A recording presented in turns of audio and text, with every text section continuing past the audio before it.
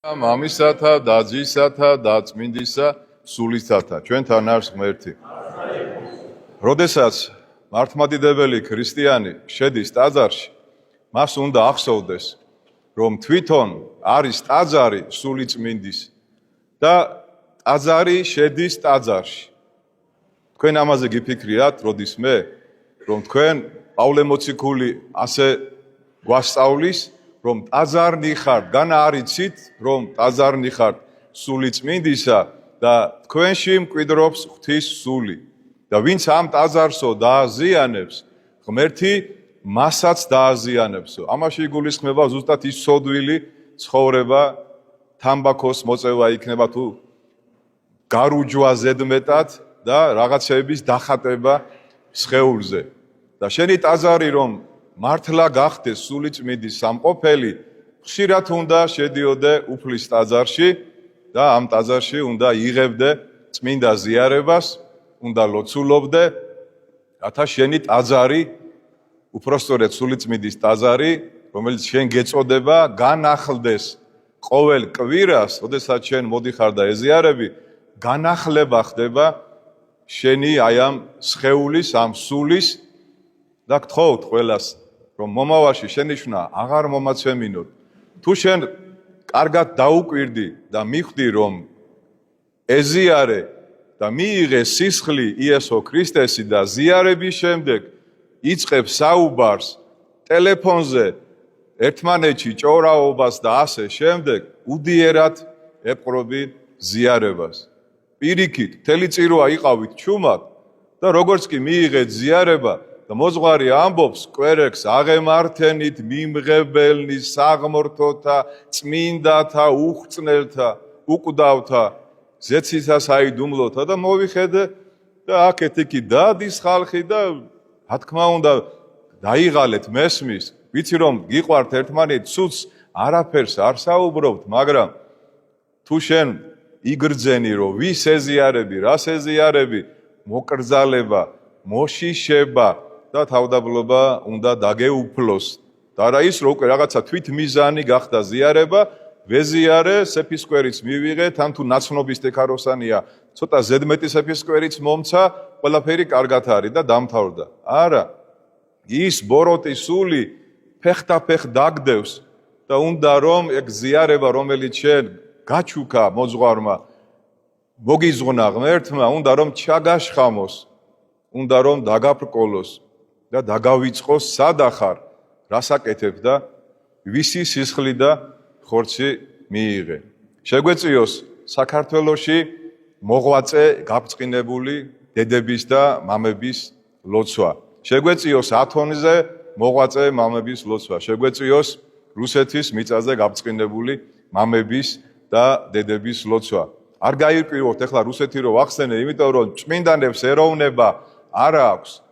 ჩვენი ერის წმინდანები ზეცაში ნახევარზე მეტი ქართველები არ არიან ეროვნებით, მაგრამ ისინი ქართულ საქმეს აკეთებდნენ და საქართველოსთვის ლოცულობდნენ და ჩვენ ისინი შევიყვარეთ ისე, როგორც ქართველი წმინდანები.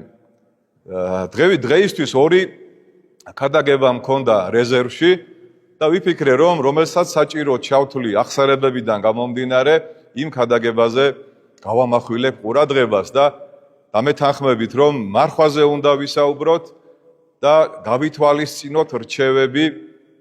მნიშვნელობა არა აქვს, ჩემო კარგებო, ჩვენ ხო გემოთ მოყარეობა გვახასიათებს. დიდი მარხვა, რა თქმა უნდა, დიდია თავისი ტევადობით, თავისი ისტორიით, დანიშნულებით, მაგრამ არანაკლებია პეტრე პავლობის მარხვა. მარხვაში არ გეწყინოთ, მე ჩემ თავზე ვსაუბრობ, ყველაზე მარტივ საშუალებას მიმართავს ქრისტიანი. ყველაზე ადვილი რა არის მარხვაში? მარხვაში ყველაზე ადვილი არის საკვების მოკლება.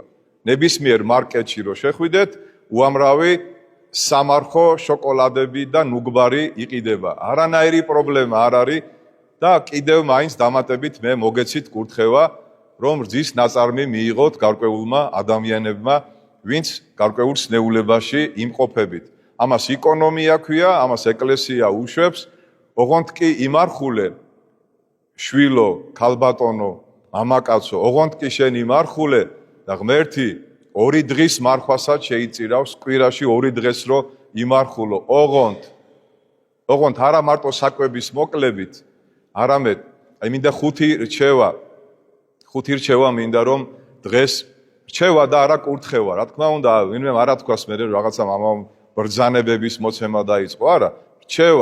რჩევა შეგიძლია გაითვალისწინო, შეგიძლია არ გაითვალისწინო. პირველი რჩევა ეს გახლავთ რომ თავი შეიკავეთ ზედმეტი ურთიერთობისგან მობილურ ტელეფონთან. როგორც გინდა ისე გამიგეთ ახლა.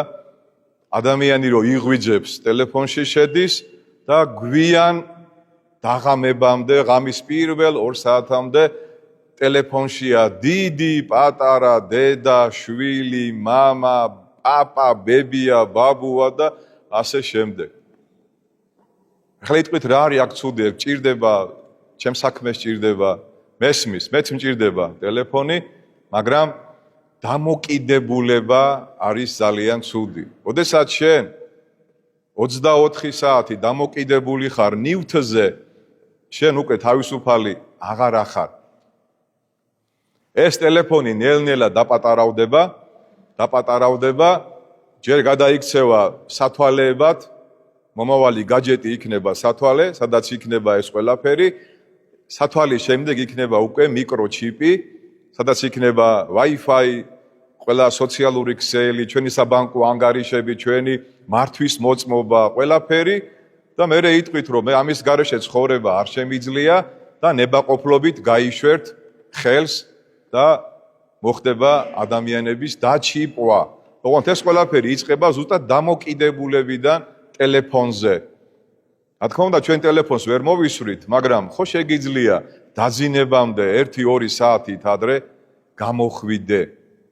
სანამ დაიძინებ, 1-2 საათით ადრე გამოხვიდე, გამორთო, ლოცვები წაიკითხო, სახარება წაიკითხო, დღის წმინდანების ცხოვრება წაიკითხო და ჩახედო შენ შვილს თვალებში, შვილო, დღეს სად იყავი, რა საკეთებდი, ქშია, წყურია, რა წაიკითხე, რა მდგომარეობაში ხარ, ამას აკეთებს ვინმე. რა თქმა უნდა, ოღონდ ძალიან მცირედნი თუ აკეთებენ ამას.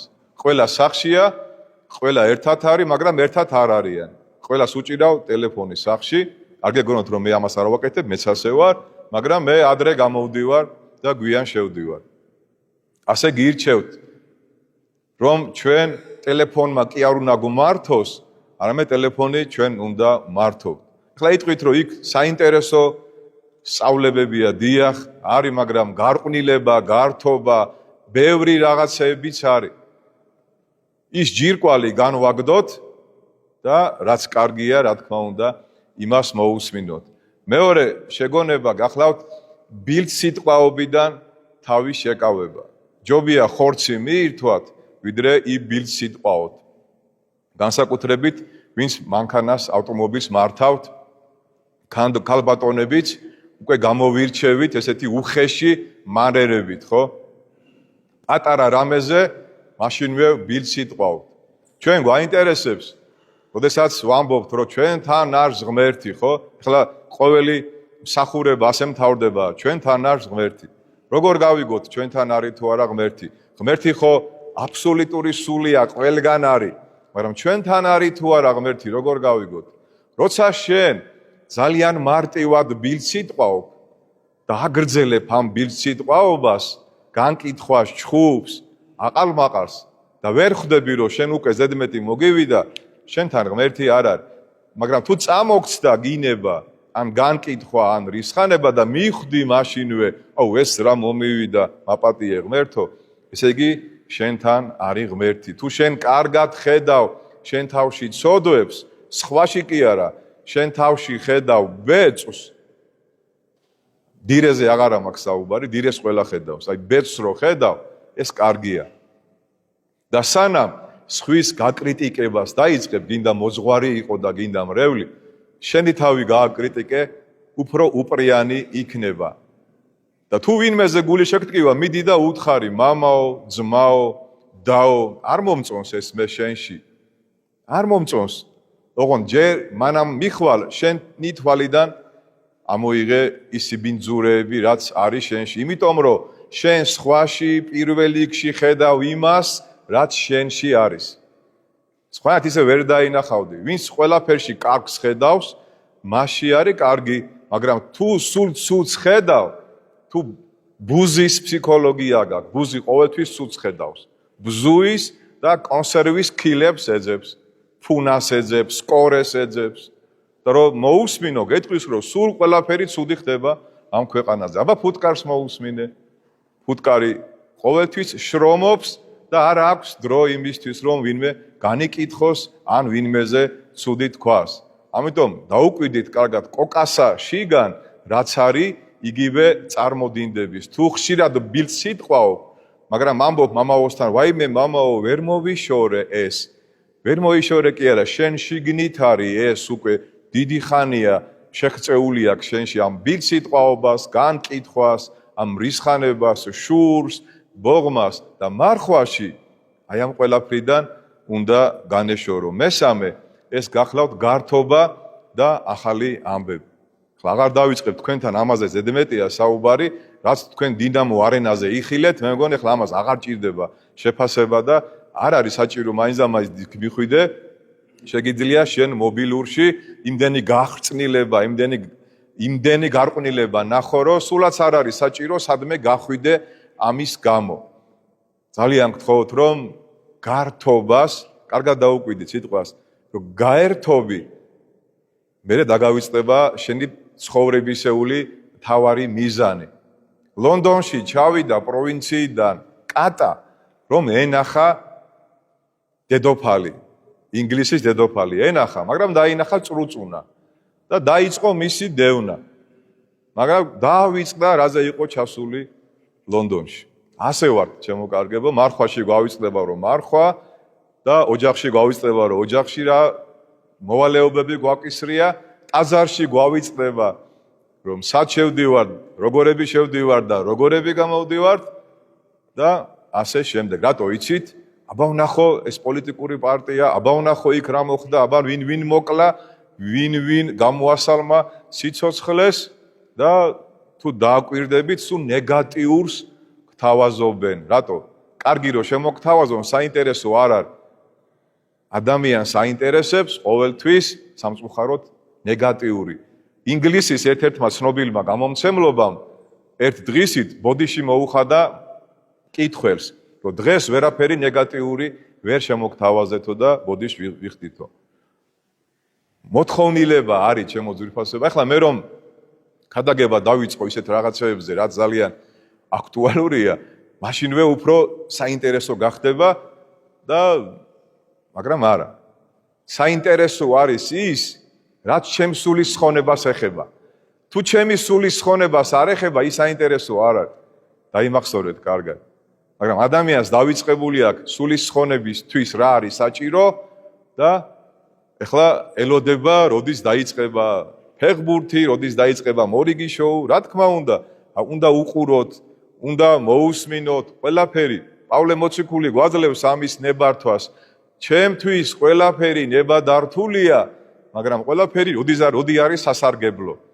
თუ მე რამე ხელოვნება იქნება, სპორტი იქნება, თუ პოლიტიკა, თუ რას იქნება, ხელს მიჩლის სულის ხონებაში და გამართო და დამავიწყდა იმ კატასავით, რაზე ვიყავი ჩამოსული ლონდონში, მაშინ ცოტა მოვერიდები და მოკრძალებით ვიკითხავ, რომ ვინ მოიგო, ვინ ითამაშა, ხო, მაგრამ თუ მაინც და მაინც უყურებ, ნუ ყვირი ხარ, ნუ წივი ხარ, ნუ ინერწყვები, ნუ ბილდ სიტყვაო და თავზე ნუ იფარებ ყველაფერს რა.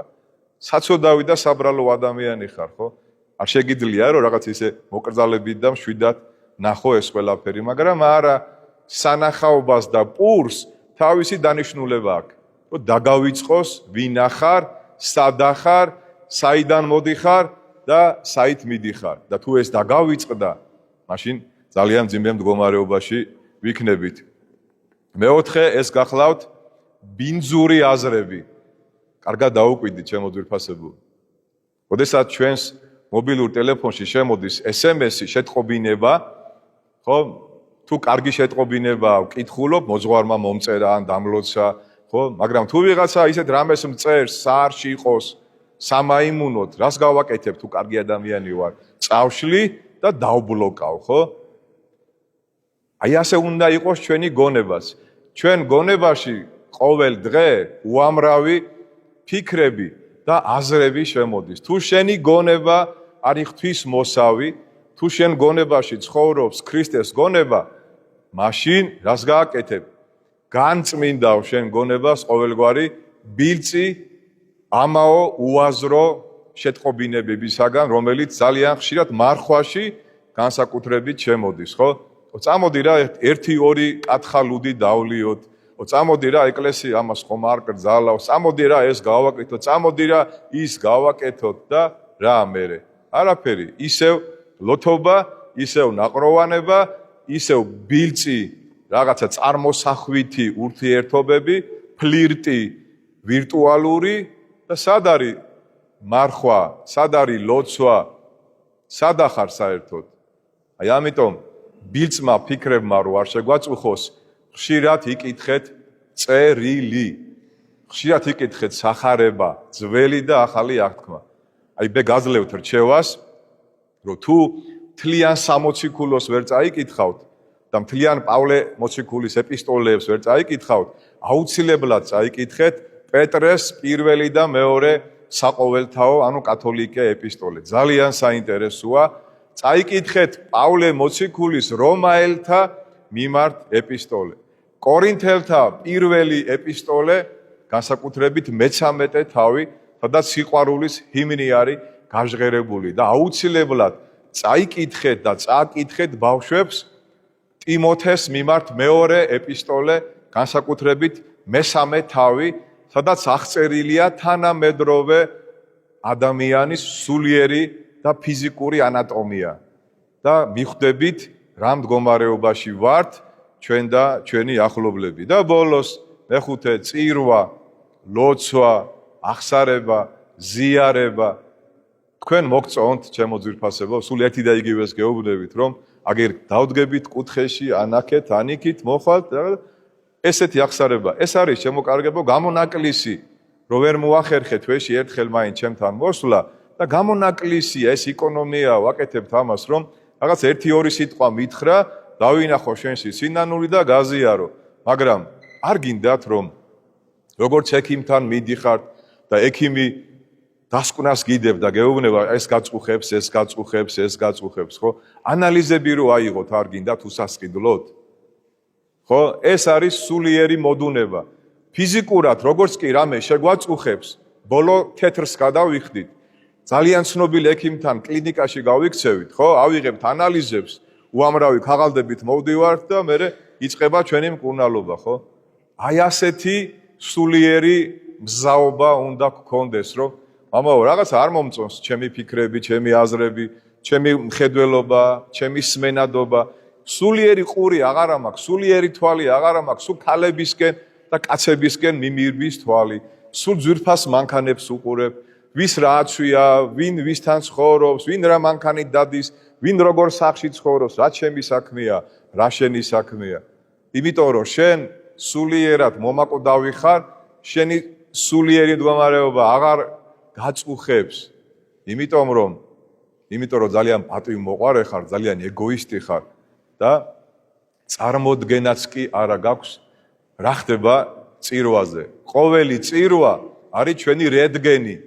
ყოველი წირვა არის ჩვენი მკურნალობა, ჩვენი სულიერი სისავსე, ჩვენი სულიერი ბედნიერება, ჩვენი სულიერი სიხარული.